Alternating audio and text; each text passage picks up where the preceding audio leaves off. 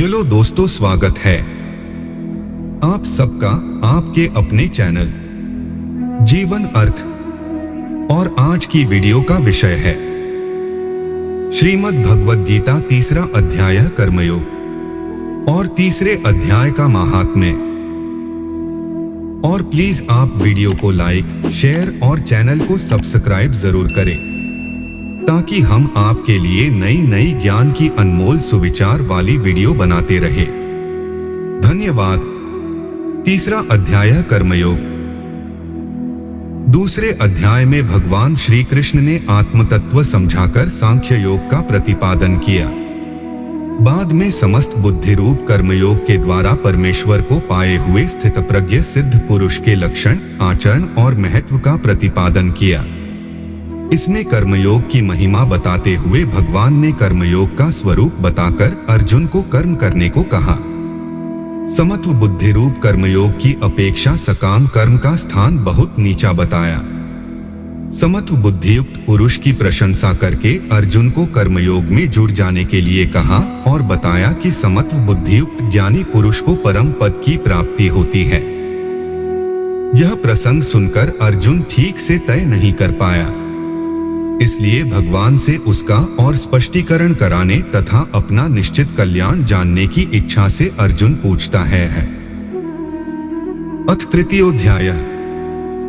अर्जुन उवाच जायसी चेत कर्मणस्ते मता बुद्धिर्जनार्दन तत्किं कर्मणि घोरे मां नियोजसी केशव।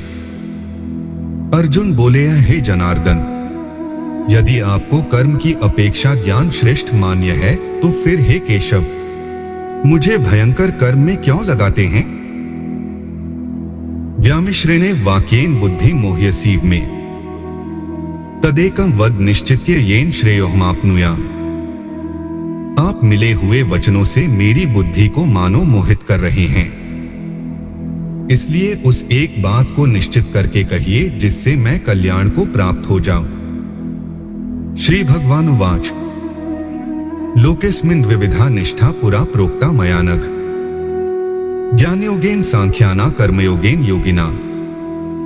श्री भगवान बोले, हे निष्पाप, इस लोक में दो प्रकार की निष्ठा मेरे द्वारा पहले कही गई है। उनमें से सांख्य योगियों की निष्ठा तो ज्ञान योग से और योगियों की निष्ठा कर्मयोग से होती है। न कर्मणाम नारंभान्नैष कर्मे पुरुषोषुते न च संन्यसनादेव सिद्धिं समधिगच्छति। मनुष्य न तो कर्मों का आरंभ किए बिना निष्कर्मता को यानी योग निष्ठा को प्राप्त होता है और न कर्मों के केवल त्याग मात्र से सिद्धि यानी सांख्य निष्ठा को ही प्राप्त होता है। न ही कश्चित् क्षणमपि जातु तिष्ठत्य कर्मकृत् कार्यते ह्यवशः कर्म सर्वः प्रकृतिजैर्गुणैः है। निःसंदेह कोई भी मनुष्य किसी काल में क्षण मात्र भी बिना कर्म किए नहीं रहता, क्योंकि सारा मनुष्य समुदाय प्रकृति जनित गुणों द्वारा परवश हुआ कर्म करने के लिए बाध्य किया जाता है। कर्मेन्द्रियाणि संयमय य आस्ते मनसा स्मरन् इंद्रियार्थान् विमूढ़ात्मा मिथ्याचारः स उच्यते। जो मूढ़ बुद्धि मनुष्य समस्त इंद्रियों को हठपूर्वक ऊपर से रोककर मन से उन इंद्रियों के विषयों का चिंतन करता रहता है, वह मिथ्याचारी अर्थात दंभी कहा जाता है। यस्त्विन्द्रियाणि मनसा नियम्यारभतेर्जुन कर्मेन्द्रियः कर्मयोगमसक्तः स विशिष्यते। किंतु हे अर्जुन, जो पुरुष मन से इंद्रियों को वश में करके अनासक्त हुआ समस्त इंद्रियों द्वारा कर्मयोग का आचरण करता है, वही श्रेष्ठ है। नियतं कुरु कर्म त्वं कर्म ज्यायो ह्यकर्मणः शरीर यात्रापि च ते न प्रसिद्धेत कर्मणः। तू शास्त्र विहित कर्तव्य कर्म कर, क्योंकि कर्म न करने की अपेक्षा कर्म करना श्रेष्ठ है तथा कर्म न करने से तेरी शरीर निर्वाह भी सिद्ध नहीं होगा। जीवन अर्थ। यज्ञार्थात् कर्मणोऽन्यत्र लोकोऽयं कर्म बंधनः तदर्थं कर्म कौन्तेय मुक्त संगः समाचर। यज्ञ के निमित्त किए जाने कर्मों के अतिरिक्त दूसरे कर्मों में लगा हुआ ही यह मनुष्य समुदाय कर्मों से बंधता है। इसलिए हे अर्जुन, तो आसक्ति से रहित होकर उस यज्ञ के निमित्त ही भली भांति कर्तव्य कर्म कर। सहयज्ञाः प्रजा सृष्ट्वा पुरोवाच प्रजाप्तिः अनेन प्रस्विष्य ध्वमेश बोस्तिवष्ट कामधुक्। प्रजापति ब्रह्मा ने कल्प के आदि में यज्ञ सहित प्रजाओं को रचकर उनसे कहा कि तुम लोग इस यज्ञ के द्वारा वृद्धि को प्राप्त हो और यह यज्ञ तुम लोगों को इच्छित भोग प्रदान करने वाला हो। देवान भाव्यतानेन ते देवा भाव्यन्तु वा परस्परं भाव्यन्तः श्रेयः परं वाप्स्यथ। तुम लोग इस यज्ञ के द्वारा देवताओं को उन्नत करो और वे देवता तुम लोगों को उन्नत करें। इस प्रकार निःस्वार्थ भाव से एक दूसरे को उन्नत करते हुए तुम लोग परम कल्याण को प्राप्त हो जाओगे। इष्टान भोगान ही वो देवा दास्यन्ते यज्ञ भाविता है। तैर्दत्तान प्रदायभ्यो यो भुंक्ते स्तेन एव सह। यज्ञ के द्वारा बढ़ाए हुए देवता तुम लोगों को बिना मांगे ही इच्छित भोग निश्चय ही देते रहेंगे। इस प्रकार उन देवताओं के द्वारा दिए हुए भोगों को जो पुरुष उनको बिना दिए स्वयं भोगता है वह चोर ही है। यज्ञ शिष्टाशिनः संतो मुच्यन्ते सर्वकिल विषयः भुंजते ते त्वघण पापा ये पचन्त्यात्म कारणात्। यज्ञ से बचे हुए अन्न को खाने वाले श्रेष्ठ पुरुष सब पापों से मुक्त हो जाते हैं और पापी लोग अपना शरीर पोषण करने के लिए ही अन्न पकाते हैं, वे तो पाप को ही खाते हैं। अन्नाद भवन्ति भूतानि पर्जन्यादन्न संभवः यज्ञाद भवति पर्जन्यो यज्ञः कर्मसमुद्भवः। कर्म ब्रह्मोद्भवम् विद्धि ब्रह्माक्षर समुद्भवम् तस्मात् सर्वक्तं ब्रह्मा नित्य यज्ञे प्रतिष्ठितम्। संपूर्ण प्राणी अन्न से उत्पन्न होते हैं। अन्न की उत्पत्ति वृष्टि से होती है, वृष्टि यज्ञ से होती है और यज्ञ विहित कर्मों से उत्पन्न होने वाला है। कर्म समुदाय को तू वेद से उत्पन्न और वेद को अविनाशी परमात्मा से उत्पन्न हुआ जा। इससे सिद्ध होता है कि सर्वव्यापी परम अक्षर परमात्मा सदा ही यज्ञ में प्रतिष्ठित है। एवं प्रवर्तितम चक्र नानुवर्तयति ह्यः अघायुरिंद्रियारामो मोघ पार्थ सजीवति। हे पार्थ, जो पुरुष इस लोक में इस प्रकार परंपरा से प्रचलित सृष्टि चक्र के अनुकूल नहीं बरतता अर्थात अपने कर्तव्य का पालन नहीं करता, वह इंद्रियों के द्वारा भोगों में रमण करने वाला पापायु पुरुष व्यर्थ ही जीता है। यस्त्वात्मर्तिरेव स्यादात्मतृप्तश्च मानवः आत्मन्येव च संतुष्टस्तस्य कार्य न विद्यते। परंतु जो मनुष्य आत्मा में ही रमण करने वाला और आत्मा में ही तृप्त तथा आत्मा में ही संतुष्ट है, उसके लिए कोई कर्तव्य नहीं है। नैव तस्य कृतेनार्थो नाकृतेने कश्चन न चास्य सर्वभूतेषु कश्चिदर्थव्यपाश्रयः। उस महापुरुष का इस विश्व में न तो कर्म करने से कोई प्रयोजन रहता है और न कर्मों के न करने से ही कोई प्रयोजन रहता है तथा संपूर्ण प्राणियों में भी इसका किंचन मात्र भी स्वार्थ का संबंध नहीं रहता। तस्मात् सक्तः सक्तं कार्यं कर्म समाचर असक्तो ह्याचरण कर्म परमाप्नोति पुरुषः।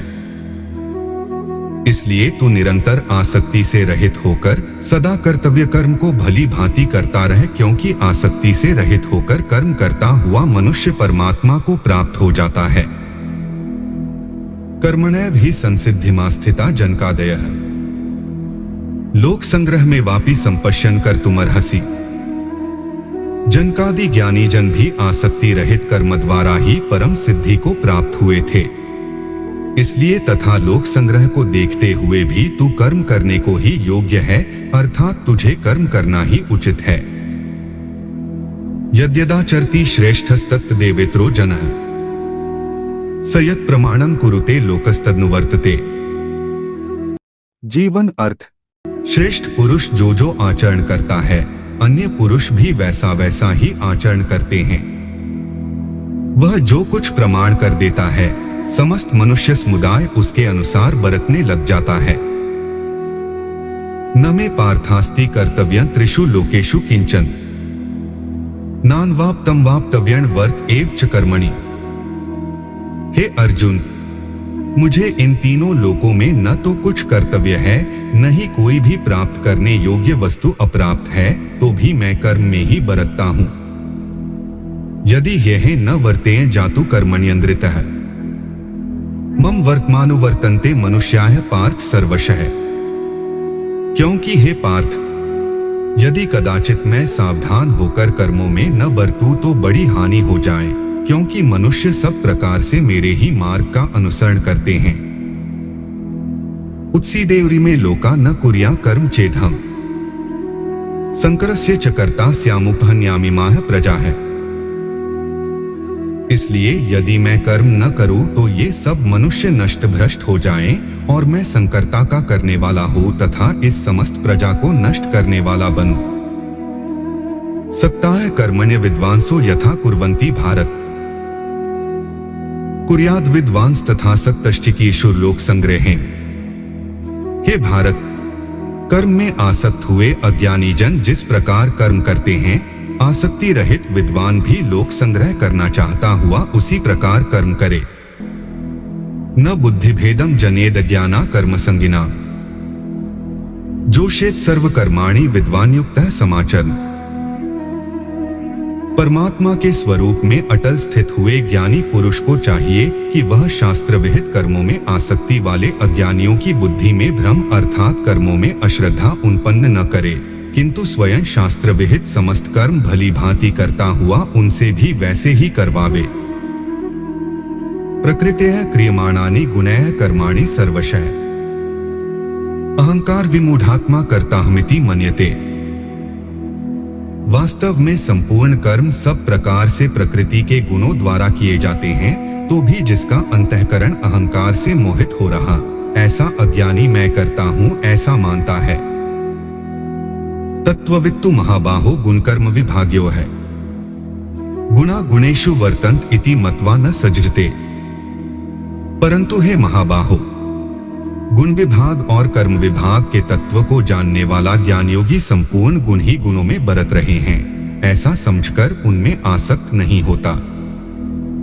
प्रकृतेर गुण सम्मूढ़ाः सज्जन्ते गुण कर्मसु तानकृत्स न विदो मंदानकृत्स न विन्न विचालेत। प्रकृति के गुणों से अत्यंत मोहित हुए मनुष्य गुणों में और कर्मों में आसक्त रहते हैं। उन पूर्णतया न समझने वाले मंदबुद्धि अज्ञानियों को पूर्णतया जानने वाला ज्ञानी विचलित न करे। मयि सर्वाणि कर्माणि सन्न्यस्याध्यात्मचेतसा निराशीर निर्ममो भूत्वा युध्यस विगतज्वरः। मुझ अंतर्यामी परमात्मा में लगे हुए चित्त द्वारा संपूर्ण कर्मों को मुझ में अर्पण करके आशारहित, ममता रहित और संतापरहित होकर युद्ध कर। ये में मतमिदं नित्यं नुतिष्ठन्ति मानवा है। श्रद्धावंतों सुयंतो मुच्यन्ते तेपि कर्मभिः। जो कोई मनुष्य दोष दृष्टि से रहित और श्रद्धायुक्त होकर मेरे इस मत का सदा अनुसरण करते हैं, वे भी संपूर्ण कर्मों से छूट जाते हैं।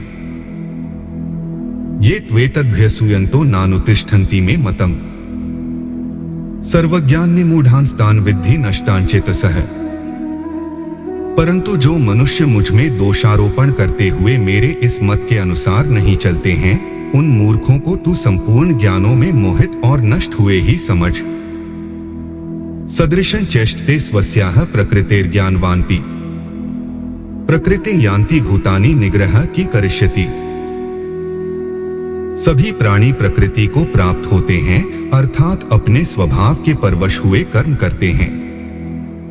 ज्ञानवान भी अपनी प्रकृति के अनुसार चेष्टा करते हैं। फिर इसमें किसी का हट क्या करेगा। इंद्रिय सेन्द्रियस्यार्थे रागद्वेषौ व्यवस्थितौ तयोर्न वशमागच्छेतौ यस्य परिपंथिनौ।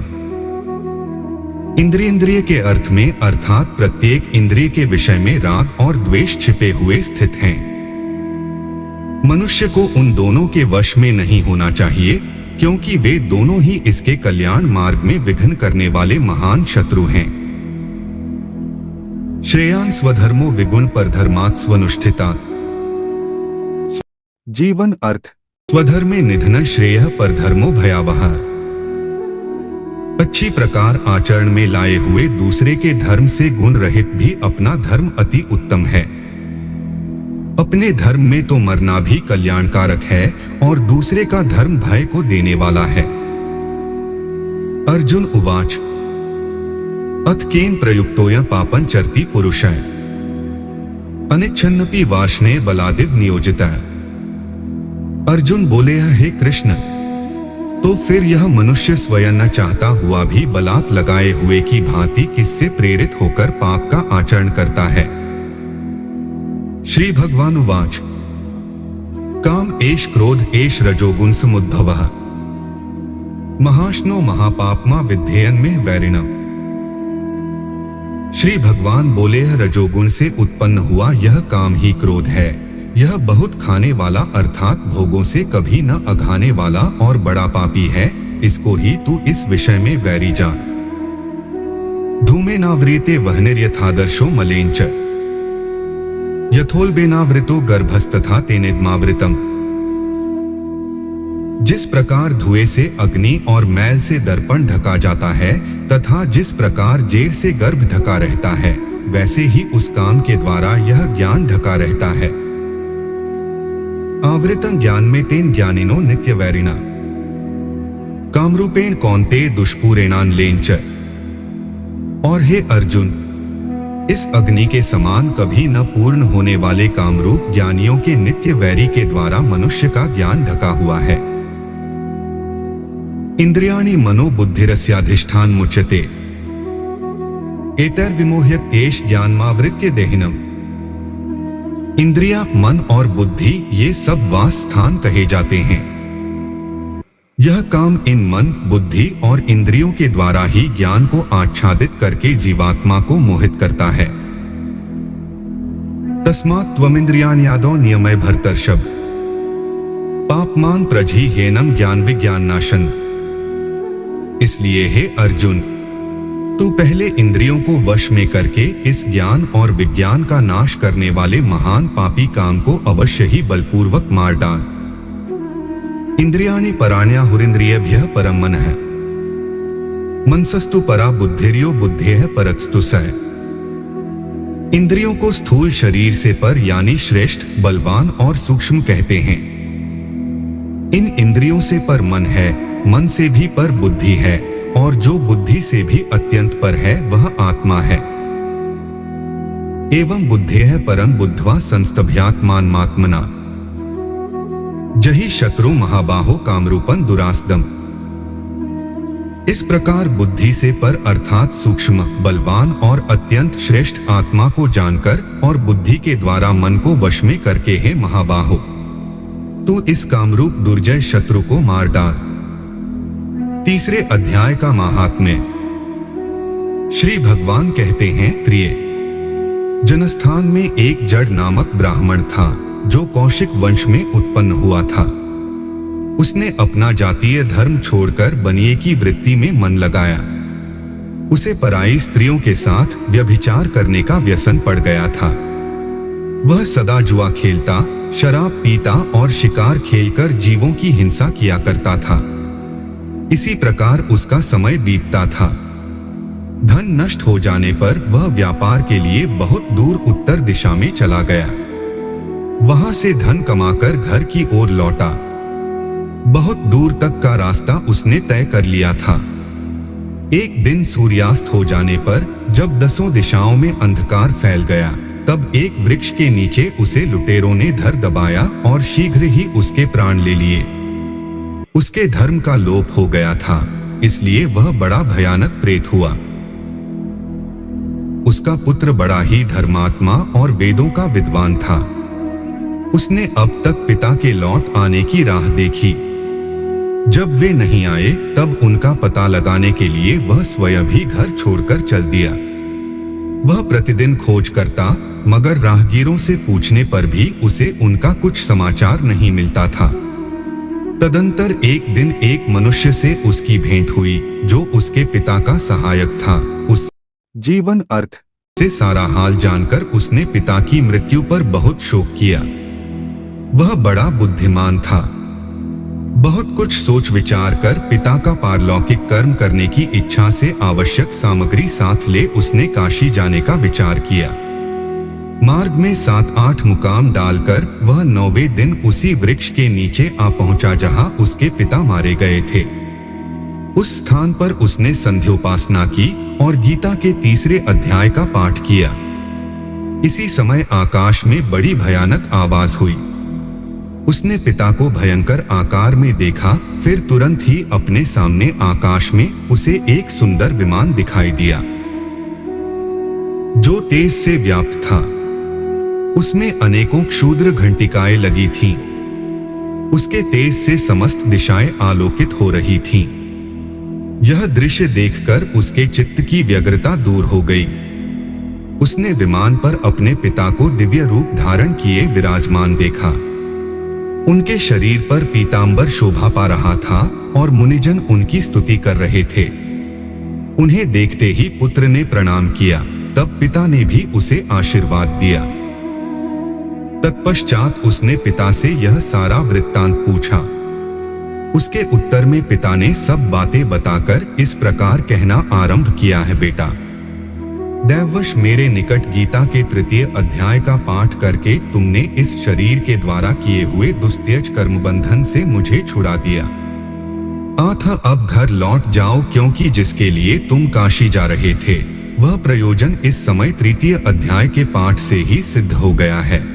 पिता के यूं कहने पर पुत्र ने पूछा है, तात, मेरे हित का उपदेश दीजिए तथा और कोई कार्य जो मेरे लिए करने योग्य हो बतलाइए। तब पिता ने कहा है, अनग, तुम्हें यही कार्य फिर करना है। मैंने जो कर्म किए हैं वही मेरे भाई ने भी किए थे। इससे वे घोर नरक में पड़े हैं। उनका भी तुम्हें उद्धार करना चाहिए तथा मेरे कुल के और भी जितने लोग नरक में पड़े हैं उन सबका भी तुम्हारे द्वारा उद्धार हो जाना चाहिए। यही मेरा मनोरथ है। बेटा, जिस साधन के द्वारा तुमने मुझे संकट से छुड़ाया है उसी का अनुष्ठान औरों के लिए भी करना उचित है। उसका अनुष्ठान करके उससे होने वाला पुण्य उन नारकी जीवों को संकल्प करके दे दो। इससे वे समस्त पूर्वज मेरी ही तरह यातना से मुक्त हो स्वल्पकाल में ही श्री विष्णु के परम पद को प्राप्त हो जाएंगे।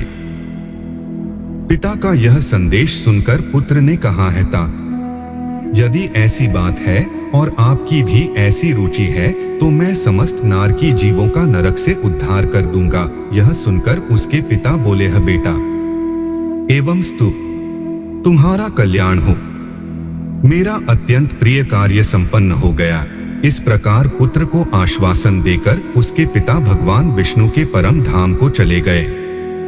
तत्पश्चात वह भी लौटकर जनस्थान में आया और परम सुंदर भगवान श्री कृष्ण के मंदिर में उनके समक्ष बैठकर पिता के आदेशानुसार गीता के 3 अध्याय का पाठ करने लगा। उसने नारकी जीवों का उद्धार करने की इच्छा से गीता पाठ जनित सारा पुण्य संकल्प करके दे दिया। इसी बीच में भगवान विष्णु के दूत यातना भोगने वाले नरक की जीवों को छुड़ाने के लिए यमराज के पास गए। यमराज ने नाना प्रकार के सत्कारों से उनका पूजन किया और कुशलता पूछी। वे बोले हैं, धर्मराज, हम लोगों के लिए सब और आनंद ही आनंद है। इस प्रकार सत्कार करके पितृलोक के सम्राट परम बुद्धिमान यम ने विष्णुदूतों से यमलोक में आने का कारण पूछा।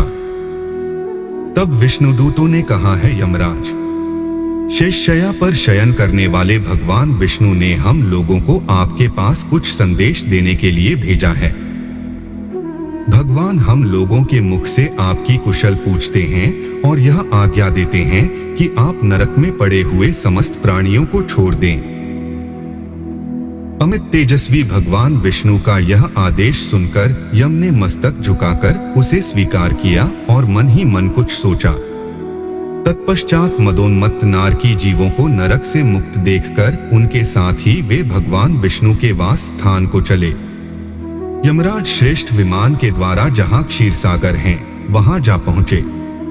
उसके भीतर कोटि कोटि सूर्यों के समान कांतिमान नील कमल दल के समान श्याम सुंदर लोकनाथ जगतगुरु श्री हरि का उन्होंने दर्शन किया।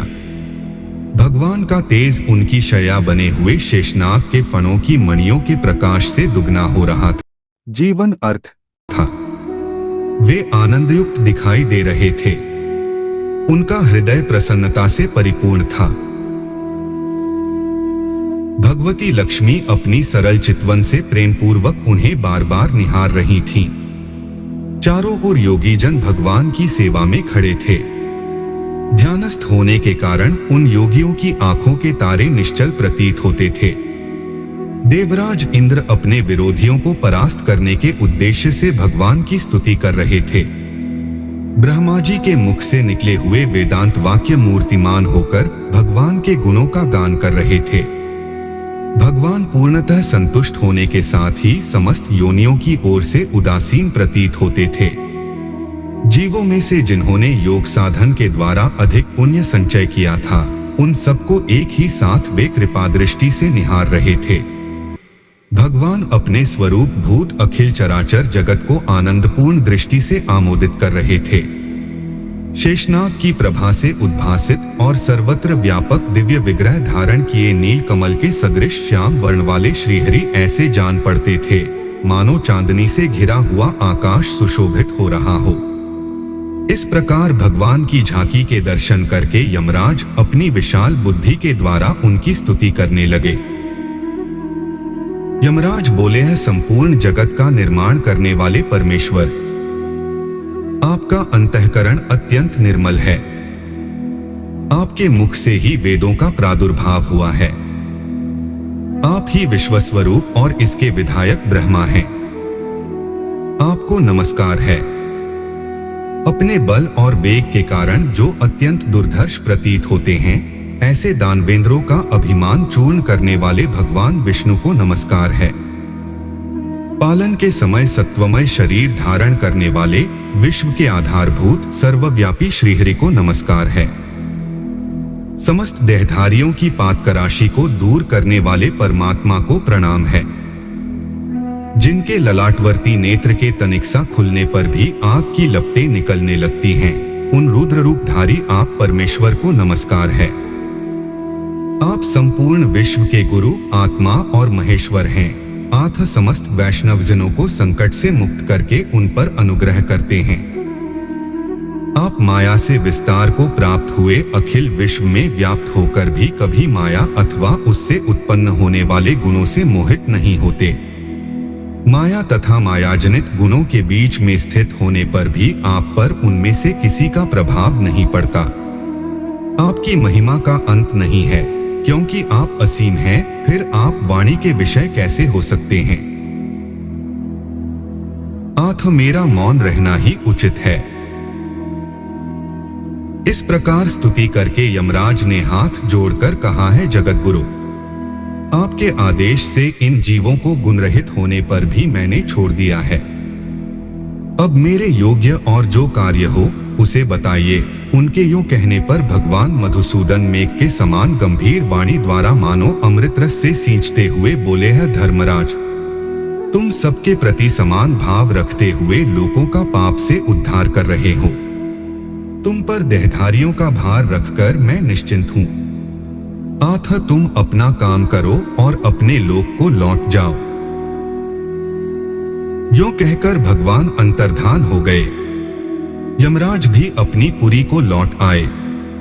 तब वह ब्राह्मण अपनी जाति के और समस्त नारकी जीवों का नरक से उद्धार करके स्वयं भी श्रेष्ठ विमान द्वारा श्री विष्णुधाम को चला गया। तत्सदिति श्रीमद्भगवद्गीतासु उपनिषत्सु ब्रह्म विद्याया योगशास्त्रे श्री कृष्णार्जुन संवादे कर्मयोगो नाम तृतीयोध्यायः। इस प्रकार उपनिषद, ब्रह्म विद्या तथा योग शास्त्र रूप श्रीमद् भगवद गीता के श्री कृष्ण अर्जुन संवाद में कर्मयोग नामक तृतीय अध्याय संपूर्ण हुआ। दोस्तों, वीडियो को लाइक, शेयर और चैनल को सब्सक्राइब जरूर करें। मिलते हैं जीवन अर्थ की नई वीडियो के साथ। धन्यवाद।